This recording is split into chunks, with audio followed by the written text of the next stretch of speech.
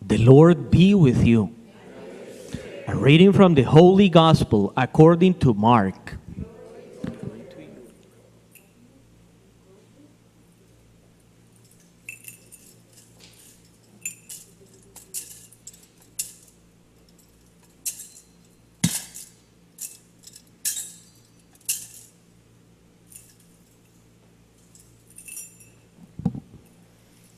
When Jesus had crossed again in the boat to the other side, a large crowd gathered around him, and he stayed close to the sea. One of the synagogue officials, named Jairus, came forward. Seeing him, he fell at his feet and pleaded earnestly with him, saying, "My daughter is at the point of death. Please come lay your hands on her, that she may get well and live." He went off with him, and a large crowd followed him and pressed upon him. There was a woman afflicted with hemorrhage for 12 years. She had suffered greatly at the hands of many doctors and had spent all that she had. Yet she was not helped, but only grew worse. She had heard about Jesus and came up behind him in the crowd and touched his cloak. She said, "If I but touch his clothes, I shall be cured." Immediately her flow of blood dried up. She felt in her body that she was healed of her affliction. Jesus, aware at once that power had gone out from him, turned it around in the crowd and asked, "Who has touched my clothes?" But his disciples said to Jesus, "You see how the crowd is pressing upon you, and yet you ask, 'Who touched me?'" And he looked around to see who had done it. The woman, realizing what had happened to her, approached in fear and trembling. She fell down before Jesus and told him the whole truth. He said to her, "Daughter, your faith has saved you. Go in peace. Be cured of your affliction." While he was still speaking, people from the synagogue official's house arrived and said, "Your daughter has died. Why trouble the teacher any longer?" Disregarding the message that was reported, Jesus said to the official, "Do not be afraid, just have faith." He did not allow anyone to accompany him inside except Peter, James, and John, the brothers of James. When they arrived at the house of the synagogue official, he caught sight of a commotion, people weeping and wailing loudly. So he went in and said to them, "Why this commotion and weeping? The child is not dead, but asleep." And they ridiculed him. Then he put them all out. He took alone the child's father and mother and those who were with him, and entered the room where the child was.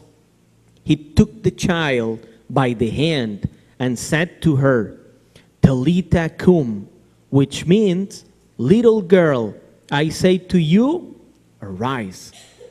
The girl, a child of 12, arose immediately and walked around. At that, they were utterly astounded. He gave strict orders that no one should know this, and said that she should be given something to eat. The Gospel of the Lord. Jesus Christ.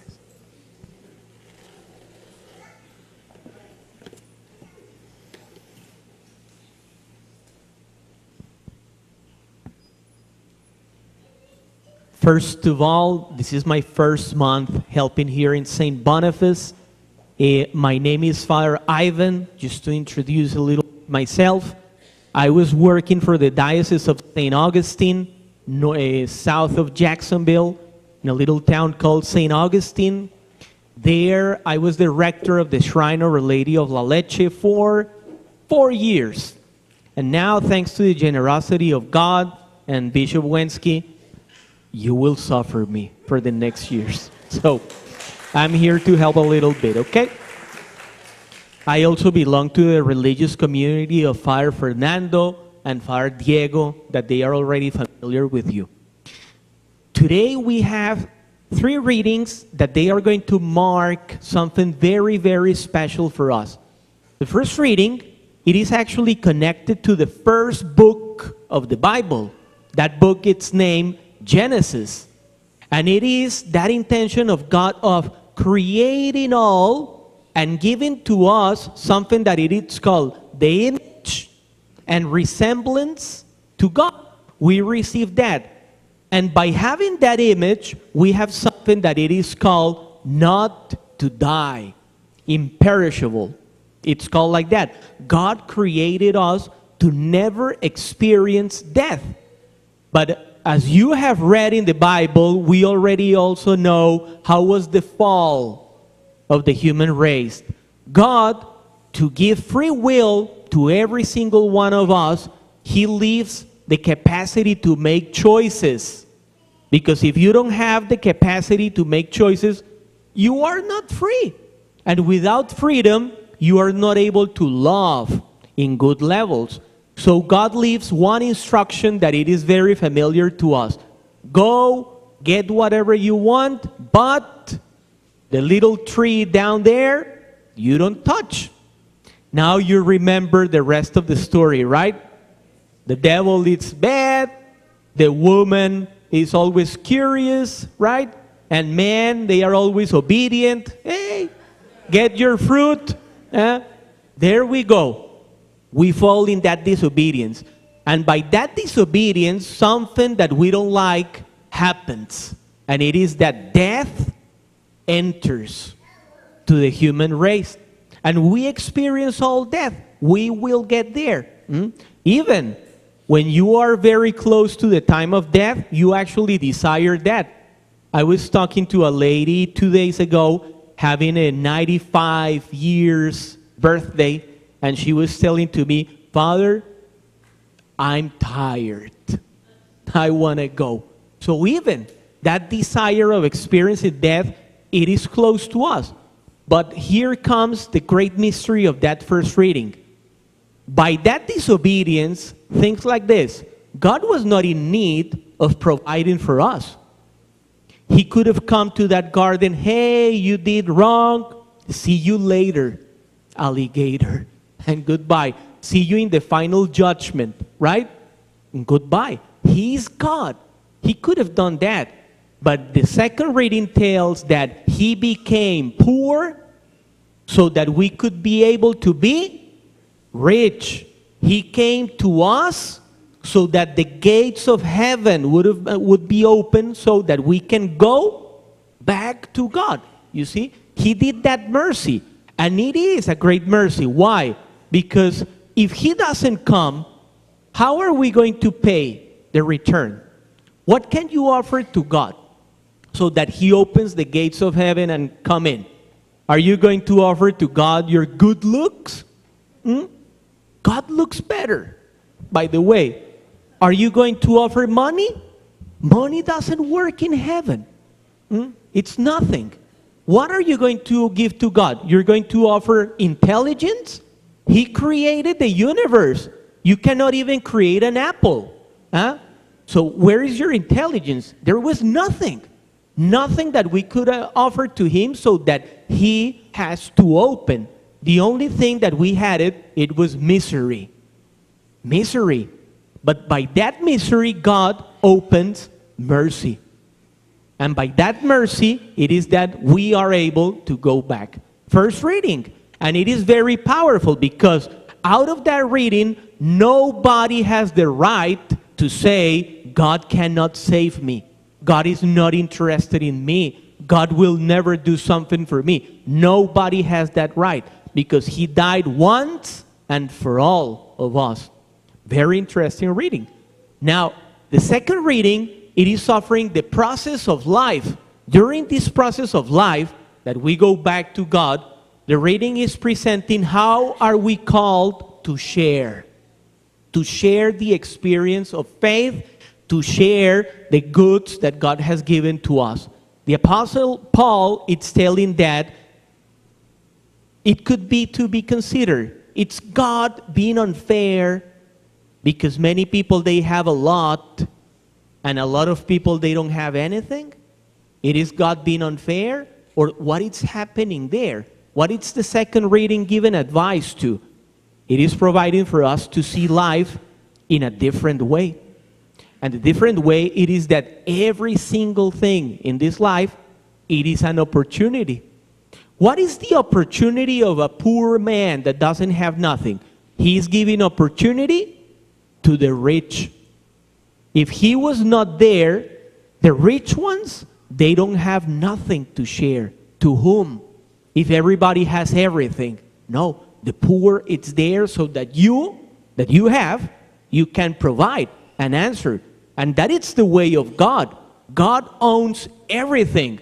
We don't own anything, but he provides the sun to good and bad. You see, says the Bible. Now, what is the opportunity and the possibility of the rich man? The one that is rich, in that reading, he has the capacity to deny himself. I'm having a good life, I have all that I need, but I need to see further. I need to see like the priest. That's the name of a priest, the one that is able to see further. And that it is to provide for these people. Second reading, a way of life, providing for others. And with those two ideas, then we are able to enter the gospel. The gospel has two cases. Do you remember? One lady that is having problems with hemorrhage. And the second lady, a girl that is 12, she's dead. That's a problem, right? So there's two problems that are presenting in there, and that gospel is giving to us the two ways of getting close to God. The first one, it is called intercession. It's the baby girl, the 12, coming to Jesus? No, she's home. Who's coming? The Father. The Father is doing intercession. Lord, my sweet daughter, it's in the point of death. Please come. Lay your hands so that she's able to have life. That is the intercession. What is the answer? The Lord goes. Let's go. Check it out. And that is our life. Can I provide intercession for others? Do I have a husband that is really complicated? Do I have a wife that is like a dragon 24/7? Do I have kids that they don't like anything from church? Do I have family that are really complicated, like to the point that I would like to change country? Things like that. Intercession. Knees. Asking God what you're not able to change. Jairus was not able to change the health of that daughter. It is for God to answer. That is the first one. Now, the other side of the story, it is actually the ones that are able to get to the Lord. That lady, the one that was suffering hemorrhage, she decides, if only I touch the clothes of the Lord, I will be healed. What a level of faith, you see? So she's not having intercession. She is by herself. Why? Because she can do it. She can get there. She can make it. Now, the two cases, there's something very curious. How many years the woman was suffering that? How many years the baby girl had? So we have two numbers, 12. How many disciples? It is a number, you see? It is a number also related to the perfection of God. It means that God doesn't improvise. He knows the story. And even with the words of St. Peter, Peter will say, God already knows your problems, but he likes to hear it from you. So if you don't go, you don't talk, he knows, but he respects. He respects. And that is the need of prayer. Let's enter more deep to that gospel. Now, surrounding those two cases, we have the people that are always making things more complicated. People that they don't want to believe, people that they don't want to see the action, people that are doubting, people that are mocking. Jesus was ridiculized, right? So what happens? For the baby girl, he goes there, and before arriving, the people, she already died. Say goodbye to the master. Why are you going to give problems to him? He even arrives to the house, and what's going on here? Oh, we're crying, the baby is dead. No, she's only asleep. What? The world, do you see it? People telling that God will not do it. To that woman, the woman suffering hemorrhage, she touches Jesus, a power comes out of him, she's healed, right? And the Lord says, who touched me? What happens next? The world again telling, but don't you see, Jesus, that there's a lot of people touching you? And you're telling who touched me? Like denying what's going on. You see, the world doesn't have the sight to see what is going on. And that's why most of those people, they lost that moment of realizing the miracle. Jesus tells to that crowd, out of the house, only Peter, John, James, and the parents are worthy of seeing that. The rest, because of that way that the world is, to the side. Talitha cum, baby girl, back. Your faith, woman, has saved you. So 2 things that I would like you to consider for this week. Because at the end, I'd like to travel in time. In my mind, because I still don't have the machine, right? And I think it is not good to discover that machine, by the way. It's better to enjoy the present time, right? But when we hear stories like that, we have 2 things in there. We can learn as things that are stories. Ooh, how good for Jairus. Ooh, how special that lady. Ooh, that baby girl, excellent. Yes, and it becomes tales, histories that you know. And that is not the way that the Bible is intended. The intention there, it is not only to remember and acknowledge that miracle, but actually to put it back to work, to put it 2,000 years later or more that we are having, that it becomes a reality in your life. And I could say then, with the help of those 2 ideas that we have in the gospel, after this Mass, you will go back to your normal times in life. Go drive your car, go get your lunch, go rest, watch soccer, life continues. But how is that going to affect you? So consider 2 things. Let's apply the word that we're telling today of intercession. Do you see?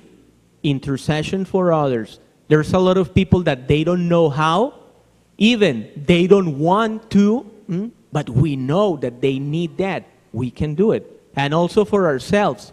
How about if with humbleness we bow heads a little bit in the presence of God and we go and touch Him? And touching Him, it is getting interested in the life that He's providing for us. I could talk for hours, but I know that here people, they have guns and things like that, so it is not good for me to talk too much, right? It's okay? Check him out. He's saying it's okay. You can talk to him later after Mass. No, I'm just kidding you guys, but I would really like that to remember one phrase from my grandmother, and I will finish with that. And it is that the life of God, it has to come with joy. You cannot go back to heaven like this. Oh, I'm heading back to heaven. Oh, I'm so tired. Oh, that Mass was eternal. No, we cannot go like that. My grandmother used to say then, we're going back to heaven, we go happy. My grandmother was very tough. So she was always like a menace. We go happy, right? Like this. And it is part of the message. That's why I try to make it a little bit more like alive, because that is the way to follow God.